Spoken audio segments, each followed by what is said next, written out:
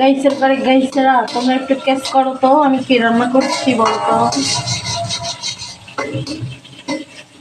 তোমরা আমার সাথে থাকো আর দেখো যে আমি কি রান্না করতেছি।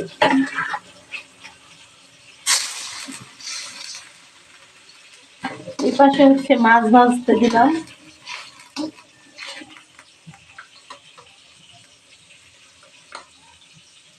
আদা রসুন জিরা মিক্স বাটা,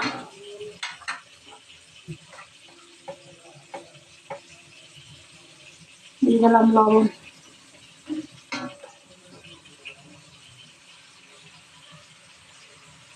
মরিচ,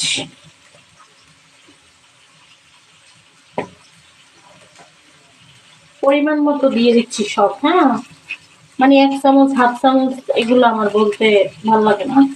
আমার রান্নায় যতটুকু প্রয়োজন যে মশলা ওই পরিমাণ মতো আমি দিতে পছন্দ করি।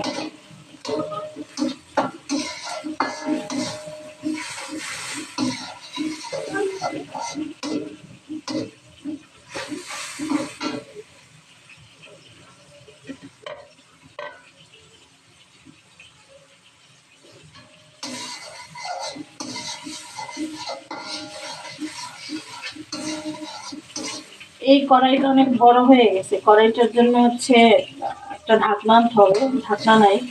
আর এখন দুপুরবেলা রান্না করতেছি তো, তাই রৌদ্রের আলো আসতেছে এখানে।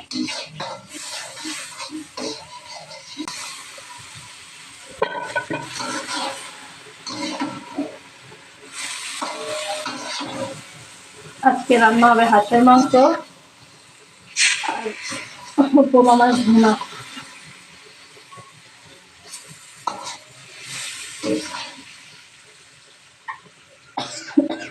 এটা বরিশাল থেকে দেওয়া মেয়ের জামাইয়ের জন্য হাঁস। রান্না করতে আসলে এরকমের কার কার হাসি কাশি আসে কমেন্টে বলবেন।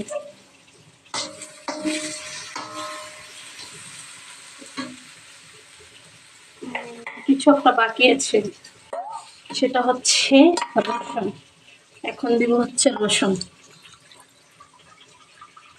হাঁসের মাংস রান্না করবো, 4-5টা আস্তা রসুন দেবো না তো কি হয় বলেন তো। এই যে দেখেন অল্প একটু তেল দিছিলাম আর এখন পুরো কড়াই ভর্তি হয়ে গেছে তেলে। হাঁসের এই একটা গুণ, মানে অল্প তেলে রান্না করা যায় হাঁসের মাংস, প্রচুর তেল বের হয়। আর হাঁসটা একদম ছিল, তেলালা হাঁস ছিল। দেখছেন গাইস।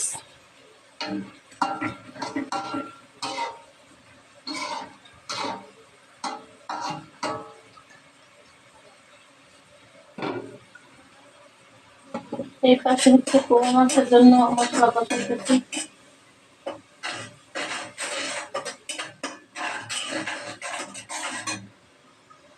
তো আমি রান্না করতে থাকি, আপনারা ভালো থাকেন। টাটা, আল্লাহ হাফেজ। নেক্সট কোনো ভিডিওতে আপনাদের সাথে আবার দেখা হচ্ছে।